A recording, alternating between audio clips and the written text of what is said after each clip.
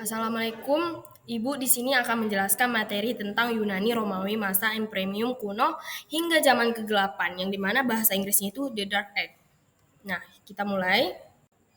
Kekaisaran Romawi dan Kristenisasi Romawi, yang dimana Kekaisaran Romawi mengalami berbagai tantangan yang menyebabkan kehancuran Romawi Barat, termasuk lemahnya kepemimpinan pertahanan yang bergantungan pada tentara bayaran dan pembagian kekaisaran menjadi dua, yaitu yang pertama yaitu peran penting dalam sejarah ini termasuk perpindahan ibu kota dan penetapan Kristen sebagai agama negara.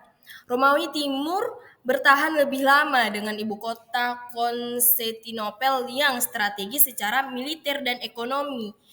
Kristenisasi dan perang melawan Persia juga menjadi bagian yang sangat kuat. Nah, yang selanjutnya yaitu penyebab kehancuran Kekaisaran Romawi Barat. Yang pertama yaitu kepemimpinan yang lemah, tidak ada pemimpin yang mampu menguasai walaupun Romawi yang sangat luas secara efektif. Yang kedua yaitu lemahnya pertahanan.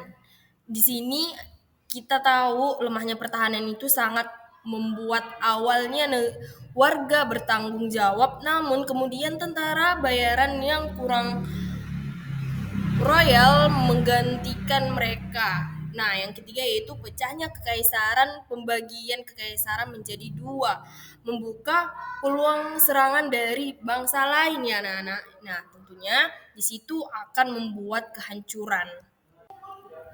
Tumbuh dan pengembangan Kekaisaran Romawi Barat. Yang pertama yaitu sistem tetrarki. Declotanus membagi kekaisaran menjadi 4 wilayah untuk menghindari kerusuhan dan memperkuat pemerintahannya ya anak-anak. Nah, yang kedua yaitu pembagian kekaisaran. Kekaisaran resmi terbagi antara putarannya di barat dan timur. Yang ketiga, runtuhnya Kekaisaran Barat. Nah, tumbuh dan perkembangan Kekaisaran Romawi Timur, Konstantinopel yang awalnya koloni Yunani Bizantium menjadi ibu kota Romawi Timur pada tahun 330 Masehi. Kota ini memiliki posisi strategis, militer dan ekonomi, dikelilingi oleh tembok pertahanan dan menguasai jalur perdagangan. Kaisar Justinianus memberikan kontribusi besar dalam hukum dan arsitektur, termasuk Codex Justinianus dan Gereja Hagia Sophia, menjadikan Byzantium itu menjadi pusat budaya Yunani.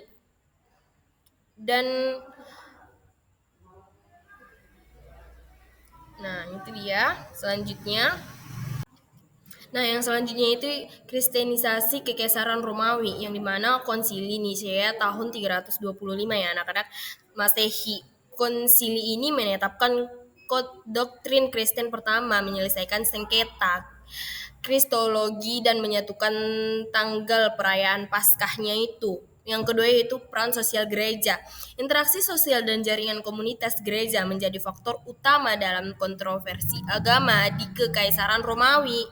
Nah, yang ketiga yaitu penyebarannya. Kristenan menyebarkan karena keunggulan relatif, kompatibilitas budaya, kesederhanaan, dan dampak sosial seperti amal dan ketertibannya. Nah, yang selanjutnya itu Perang Romawi Persia. Konflik antara Romawi melawan Kekaisaran Partia dan Sasania berlangsung selama 7 abad dengan garis depan yang relatif stabil, yang dibilang stabil banget ya anak-anak. Nah, yang kedua yaitu kekaisarannya saling menyerang dan merebut wilayah namun tidak mampu menguasai secara permanen. Perang ini melemahkan kedua pihak sehingga ketika munculnya kekaisaran Muslim Arab mereka dengan cepat mengambil kekuasaannya. Nah, yang selanjutnya itu perang Bizantium dan Sasania dan perang Raukasus. Perang Bizantium Sasania ini dimulai dengan invasi Persia ke kota-kota Romawi, termasuk pengepungan Amida dan pengepungan benteng oleh Romawi untuk pertahanan ya anak-anak. Yang di sini yang kedua yaitu perang Liberia dan Kaukasus. Konflik berlanjut dengan pemberontakan di liberal dan pertempuran di Kaukasus diwarnai gencatan senjata dan perjanjian damai yang seringkali rapuh. Nah, yang ketiga yaitu perdamaian dan konflik berkepanjangan. Perang berlangsung inkonklusif dengan kemenangan bergantung hingga perjanjian damai jangka panjang pada abad ke-6. Nah, yang selanjutnya yaitu daftar Kaisaran Romawi. Yang pertama yaitu periode pertama Principatus yang dimulai dari 27 Masehi sebelum Masehi sampai 235 Masehi ya anak-anak. Nah, yang kedua yaitu krisis 235 sampai 284 Masehi Dominatus. Nah, tinggal dibaca ini anak-anak kita baca bagian kaisar. Augustus, Tiberius, Nero, Trajanus, Marcus Aurelius dan lain-lainnya. Nah, di sini anak-anak bisa membacanya bagian-bagiannya. Nah, kita lanjut ke materi selanjutnya ya. Nah, materi selanjutnya ini anak-anak adalah perang salib dan zaman kegelapan di Eropa, yang dimana perang salib ini adalah serangkaian konflik bersenjata yang dimulai pada tahun 1095 hingga 1291, yang dimana tujuannya adalah merebut kembali tanah suci dari kekuasaan Muslim. Konflik ini berawal dari permintaan bantuan kekaisaran Buzatum dan dari permintaan bantuan Kekaisaran Buzatum dan mendapat restu Paus. Selain itu, perang salib juga mencerminkan perebutan kekuasaan wilayah dengan dampak luas pada politik, ekonomi, dan sosial di Eropa dan Timur Tengah.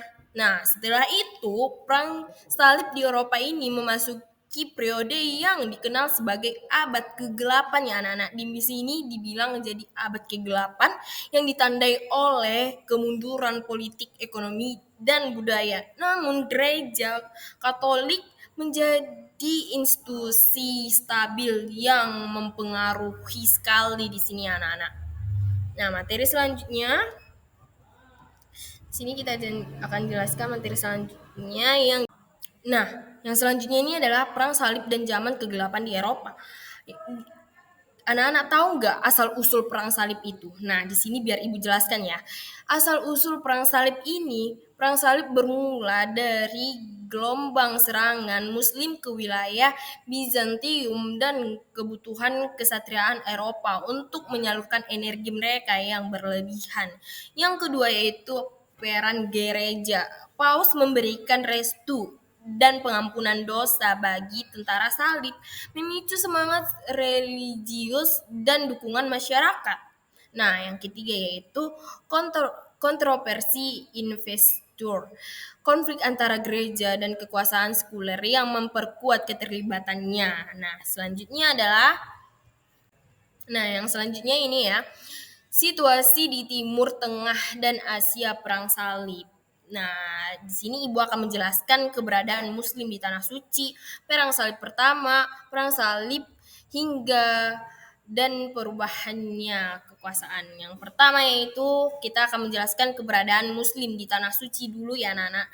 Yang pertama, keberadaan Muslim di tanah suci ini adalah penaklukan Arab atas Palestina pada abad ke-7 tidak langsung mengganggu perziarahan Kristen. Namun, tekanan militer Muslim terhadap Bizantium meningkatkannya. Nah, yang kedua yaitu Perang Salib Pertama.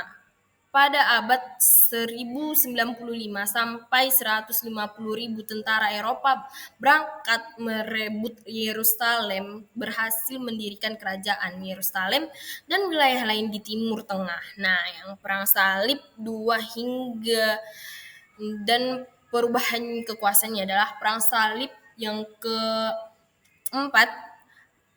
Predik II berusaha merebut Mesir dan Palestina. Namun terjadi perjanjian damai dengan pengakuan Mesir. Nah, yang kedua itu Perang Salib III dipimpin Richard the Leonard dan raja Eropa lainnya berhasil merebut kekuasaannya. Yang ketiga Perang Salib II dipicu kejatuhan Edesas kepemimpinan oleh Raja Prancis dari Jerman namun gagal merebut Damaskus. Nah, materi selanjutnya